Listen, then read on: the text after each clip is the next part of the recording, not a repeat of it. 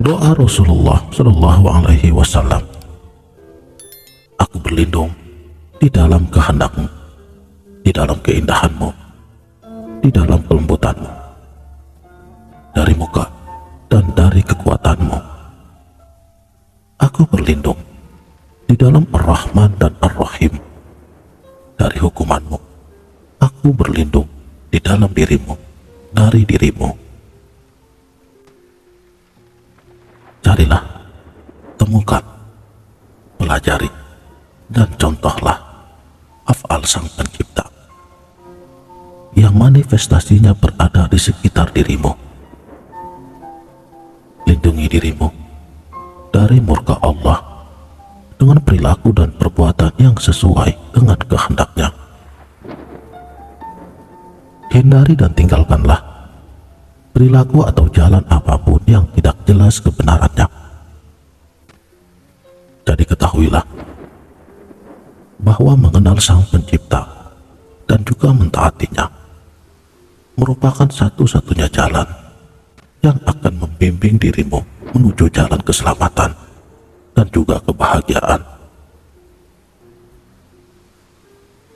Karena hanya dengan meraih keridhaannya, engkau dapat menyelamatkan dirimu dari murkanya. Hanya dengan memasuk dan berjalan di atas Shiratal Mustaqim yang bisa menghindari dirimu masuk ke dalam lubang kematian yang sia-sia.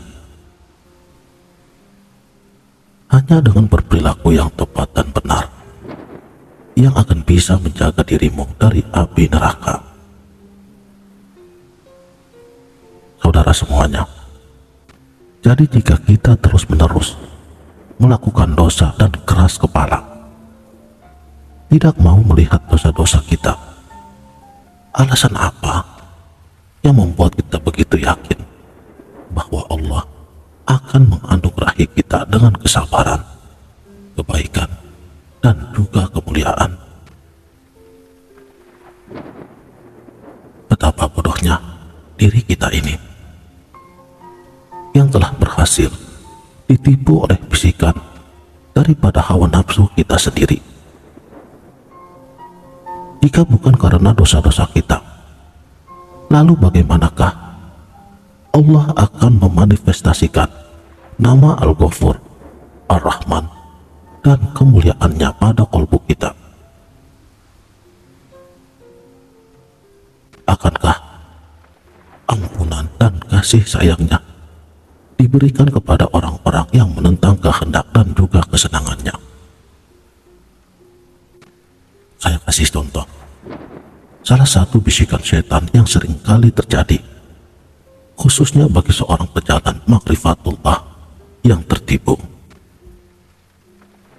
Setan akan berbisik di dalam telinganya, tiada harapan bagimu untuk mencapai tingkat yang dirahmati Allah, yaitu mereka yang dilahirkan dengan karakter-karakter yang baik dan ketaatan kepada Allah.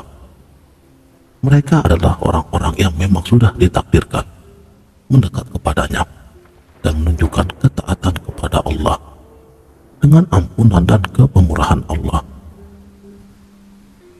Jadi percuma saja jika engkau mau berusaha baik bagaimanapun juga caranya. Hanya seorang yang kehilangan ingatan, yang mempercayai bisikan setan dan telah tertipu oleh pikiran yang dipenuhi prasangka semacam itu.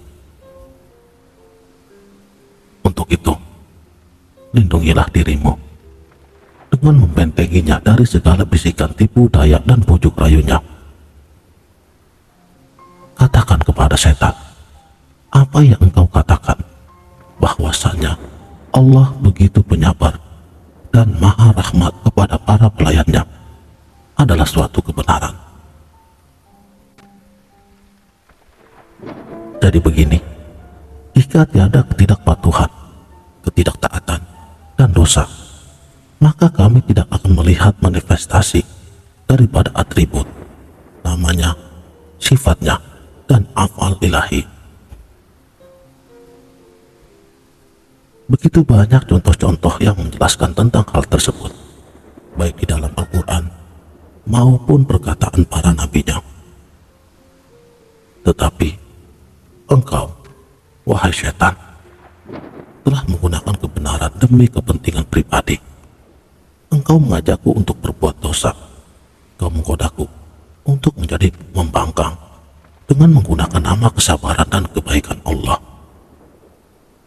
Kau mengajakku untuk membuktikan adanya rahmat dan ampunannya. Bagaimana engkau tahu, wahai yang terkutuk, bahwa aku merupakan salah satu hamba yang akan diberi ampunan olehnya? Sesungguhnya Allah mengampuni siapa yang Dia kehendaki dan menghukum dengan keadilan siapapun yang Dia kehendaki. Semua yang ku tahu adalah bahwa aku adalah seorang hamba yang penuh dosa.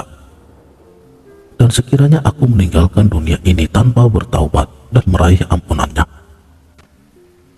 maka Dia mungkin akan menolak untuk memberikan rahmat-Nya kepadaku dan menghukum dengan memasukkan aku ke dalam api nerakanya. Meskipun kematian seseorang sama seperti kehidupannya, dan aku telah berdosa karena tidak mengimaninya, semoga aku dijadikannya sebagai orang yang mendapatkan keberuntungan pada nafas terakhirku nanti, yaitu mati sebagai orang yang beriman kepadanya. Jika aku meyakini bahwa tiada hari pembalasan dan tiada hukuman atas dosa-dosaku, dan jika aku meyakini bahwa aku akan menerima ampunannya, maka akan banyak dalih pembenaran di dalam diriku. Setiap orang bebas memilih untuk melakukan kebenaran ataupun kesalahan. Begitupun Al-Hakim bebas untuk memaafkan, mengampuni, ataupun menghukum. Sekianlah, mudah-mudahan video ini dapat bermanfaat. Wabillahi taufik wal hidayah. Wassalamualaikum warahmatullahi wabarakatuh.